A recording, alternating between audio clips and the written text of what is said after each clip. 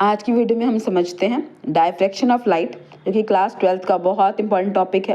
Diffraction of light होता है phenomena of bending of light at corner of obstacle.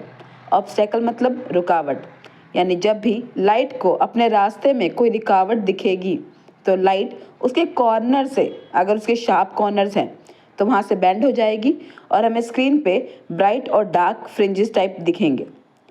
Confuse ना कि light actually ऐसा शो कैसे करती है, इसी को समझते हैं हम आज की वीडियो में। Let's go. तो हम देख सकते हैं लाइट कुछ ऐसा डायफ्रैक्शन पैटर्न बनाती है। अब बनाती क्यों है इसको समझते हैं। अगर मेरे पास कोई ओपेक ऑब्जेक्ट हो लाइट के पाथ में, तो उसकी वजह से हमें उसकी सिर्फ शेडो दिखेगी और हमें कोई भी ब्राइट और डार्क फ्रिंजेस नहीं दिखेंगे। पर वहीं अगर मैं अपने इस ऑब्जेक्ट को रिप्लेस कर दूं किसी ऐसे ऑब्जेक्ट से जिसकी एजेस शार्प हैं, तो उन शार्प एजेस से लाइट क्या करेगी, बेंड करेगी, और यही बेंडिंग लाइट आपस में मिक्स होकर, इंटरफेयर होकर हमें डायफ्रैक्शन पैटर्न ऑब्टेन करवाएंगी। इसी को हम बोलते हैं phenomena of diffraction of light, जैसा कि हम स्क्रीन पे देख सकते हैं। अब लाइट ऐसा फिनोमिना शो क्यों करती है, इसको हम एक्सप्लेन करेंगे हाइगन की वेवलेट थ्योरी से। हमें पता है वेवलेट होता है लाइट का जो पाथ है, उसे हम बोलते हैं वेवलेट्स। लाइट वेवलेट की फॉर्म में ट्रेवल करती है और वेव फ्रंट की फॉर्म में।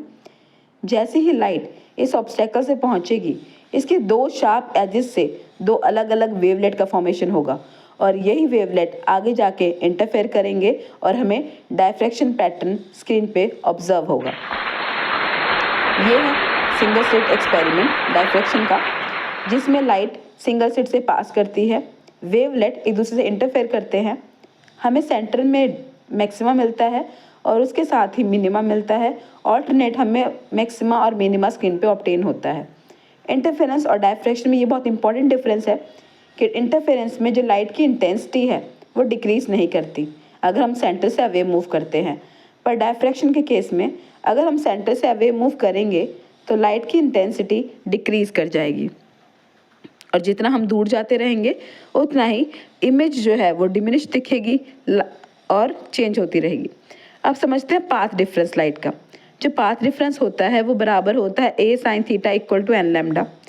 a sin थीटा की वैल्यू डिपेंड करेगी कि आपके पास मैक्सिमा है या मिनिमा है। अगर हमारे पास मैक्सिमा है यानी हमें ब्राइट फ्रिंज दिख रही है तो उसे बोलेंगे कंस्ट्रक्टिव इंटरफेरेंस। कंस्ट्रक्टिव के लिए हमारे पास जो होता है वो n प्लस हाफ लैम्डा का मल्टीपल होता है इंटरफेरेंस के केस में। पर डायफ्रैक्शन में ये उल्टा हो जाता है, जो वहाँ पे मैक्सिमा होता है वो यहाँ पे मिनिमा होता है।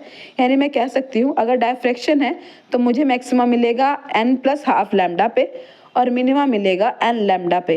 ये इंटरफेरेंस का ऑपोजिट है, बस ये याद रखना है।